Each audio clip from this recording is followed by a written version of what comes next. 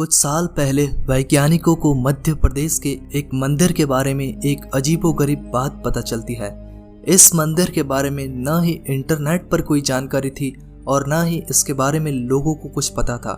यहाँ के लोगों ने वैज्ञानिकों को बताया कि शाम होते ही इस मंदिर में कोई नहीं जा सकता, और इसके साथ ही लोगों ने कुछ ऐसा बताया कि वैज्ञानिकों के होश उड़ गए।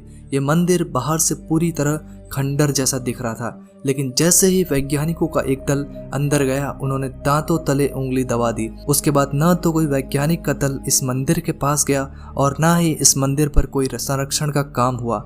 आखिर ऐसा क्या हुआ जो वैज्ञानिक इस मंदिर में दोबारा नहीं गए?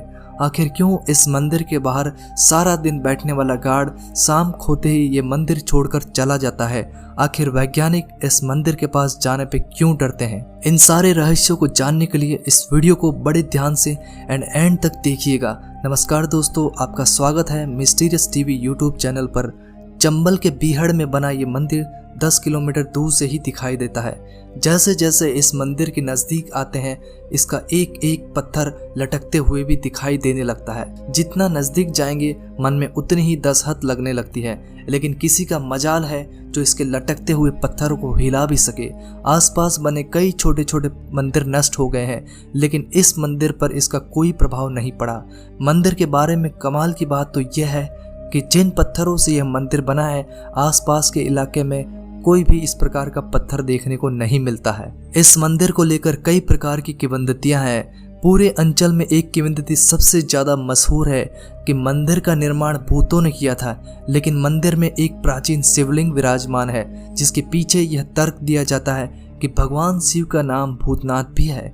भोलेनाथ न सिर्फ देवी देवताओं और इंसानों के भगवान हैं, बल्कि उनको भूत प्रेत एवं दानों का भी भगवान माना जाता है, और इस मंदिर का निर्माण भी भूतों ने ही किया है। शिव मंदिर कक्कनमठ की सीढ़ियों के पास भारतीय पुरातत्व संरक्षण ने एक पत्थर पर इसका संक्षिप्त इतिहास लिखा है, जिसमें बताया गया है कि कक्कनमठ मंदिर के नाम से विख्यात यह अद्भुत मंदिर भगना सेठ से भी अपनी मूर्ति शिला को संजोए हुए है। इस मंदिर के चारों ओर अन्य लघु मंदिरों का निर्माण भी किया गया था, जिनके कुछ अवशेष देखे जा सकते हैं।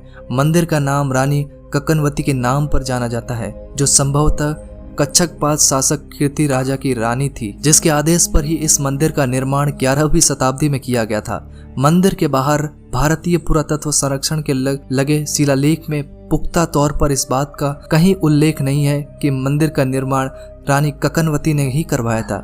शिला पर संभवतः शब्द का इस्तेमाल किया गया है, जिसके मायने यह है कि सिर्फ कहीं सुनी बातों के आधार पर इसे लिखा गया है, और कहीं सुनी बातें तो भूतों के द्वारा मंदिर का निर्माण भी बताया जाता है। कहा जाता है कहीं दूर से खाली मैदान में पत्थर लाकर भूतों ने एक रात में इस मंदिर का निर्माण कर दिया। इस मंदिर को देखकर यह भी लगता है कि इस मंदिर का निर्माण अचानक छोड़ दिया गया हो। स्थानीय लोग बताते हैं मंदिर बनते बनते सुबह होने से पहले ही कुछ लोग जाग गए थे और उनके आटे की चक्कियां चलने के लिए इसमें लकड़ी ठोकी, जिसकी वजह से आवाज सुनकर मंदिर का निर्माण रात में ही छोड़ दिया गया और अधूरा छोड़कर ही भूत प्रेत चले गए।